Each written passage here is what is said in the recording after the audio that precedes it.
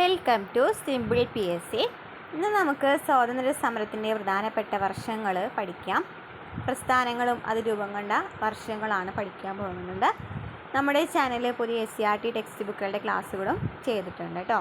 നമ്മുടെ ചാനൽ ഇഷ്ടമാണെന്നുണ്ടെങ്കിൽ നമ്മളൊന്ന് സപ്പോർട്ട് ചെയ്യുക കേട്ടോ, ലൈക്ക് ചെയ്യുക. അപ്പോൾ നമുക്ക് നോക്കാം. സ്വദേശി പ്രസ്ഥാനം എന്നാണ് സ്വദേശി പ്രസ്ഥാനം. 1905 സ്വദേശി പ്രസ്ഥാനം ആരംഭിക്കുന്നത്. മുസ്ലിം ലീഗ് രൂപീകരണം എന്നാണ് 1906 മുസ്ലിം ലീഗ് രൂപീകരണം 1906 കോൺഗ്രസിൻ്റെ പിളർപ്പ് എന്നാണ് കോൺഗ്രസിൻ്റെ പിളർപ്പാണ് 1907. ഹോം റൂൾ പ്രസ്ഥാനം 1916. ലക്നൗ കരാർ 1916 ഡിസംബറിലായിരുന്നു ലക്നൗ കരാർ. മൊണ്ടേഗു പ്രഖ്യാപനം 1917 ഓഗസ്റ്റ് 20. അപ്പോൾ നമുക്ക് പറഞ്ഞൊന്നും കൂടി നോക്കാം. സ്വദേശി പ്രസ്ഥാനം 1905, മുസ്ലിം ലീഗ് രൂപീകരണം 1906, കോൺഗ്രസിൻ്റെ പിളർപ്പ് 1907, ഹോം റൂൾ പ്രസ്ഥാനം 1916, ലക്നൗ കരാർ ഡിസംബർ 1916, മൊണ്ടേഗു പ്രഖ്യാപനം 1917 ഓഗസ്റ്റ് 20. ഓക്കെ.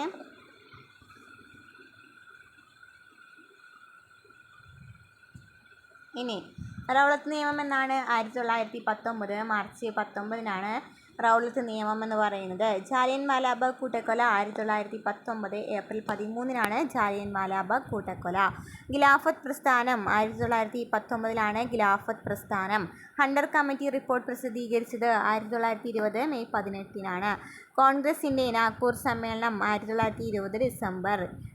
നിസ്സഹകരണ പ്രസ്ഥാനത്തിന് തുടക്കം കുറിച്ചത് 1920 ഓഗസ്റ്റ് 1.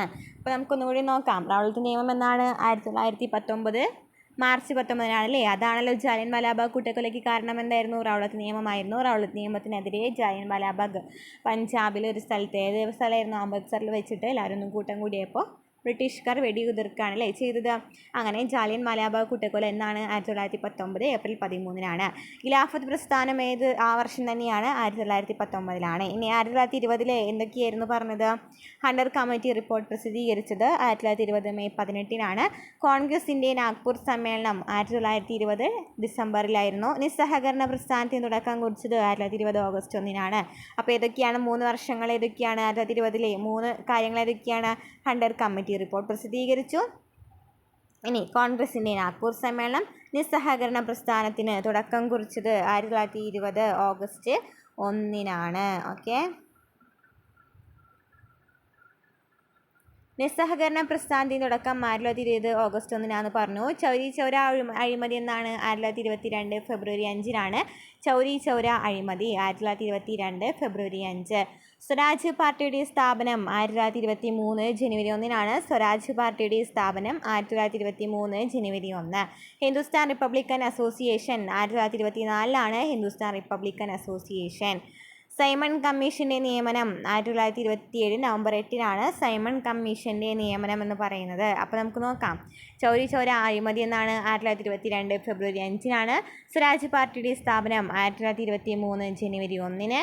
Hindustan Republican association 1924. അപ്പോൾ 22, 23, 24 കഴിഞ്ഞു. ഇനി 27 എന്താണ്? സൈമൺ കമ്മീഷൻ്റെ നിയമനമായിരുന്നു 1927 നവംബർ 8. ഇനി 1928 പ്രത്യേകതകൾ ഏതൊക്കെയാണ്? സൈമൺ കമ്മീഷൻ്റെ ഇന്ത്യയിലെ വരവ് 1928 ഫെബ്രുവരി 3 സൈമൺ കമ്മീഷൻ്റെ ഇന്ത്യയിലെ വരവ് എന്ന് പറയുന്നത് 1928 ഫെബ്രുവരി 3 നെഹ്റു റിപ്പോർട്ട് 1928 ഓഗസ്റ്റിനാണ് നെഹ്റു റിപ്പോർട്ട്. ബർദോളി സത്യാഗ്രഹം 1928 ഒക്ടോബറിനാണ്. അപ്പോൾ സൈമൺ കമ്മീഷൻ്റെ ഇന്ത്യയിലെ വരവ്, നെഹ്റു റിപ്പോർട്ട്, ബർദോളി സത്യാഗ്രഹം 1928. 29 പ്രത്യേകത എന്താണ്? കോൺഗ്രസിൻ്റെ ലാഹോർ സമ്മേളനം നടക്കുന്നത് 1929 ഡിസംബറിലായിരുന്നു.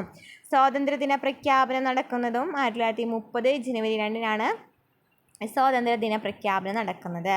ഉപ്പ് സത്യാഗ്രഹം എന്നായിരുന്നു? 1930 മാർച്ച് 12 മുതൽ 1930 ഏപ്രിൽ 5 വരെയാണ് ഉപ്പ് സത്യാഗ്രഹം എന്ന് പറയുന്നത്. അപ്പോൾ കോൺഗ്രസിൻ്റെ ലാഹോർ സമ്മേളനം 29, സ്വാതന്ത്ര്യദിന പ്രഖ്യാപനം 1930 ജനുവരി 2, ഉപ്പ് സത്യാഗ്രഹം 1930 മാർച്ച് 12 മുതൽ 1930 ഏപ്രിൽ 5 വരെ കഴിഞ്ഞു കേട്ടോ. അപ്പോൾ നമ്മുടെ ഇന്നത്തെ കുറച്ച് മെയിനായിട്ടുള്ള ഇയേഴ്സാണ് നമ്മൾ പറഞ്ഞിരുന്നത്.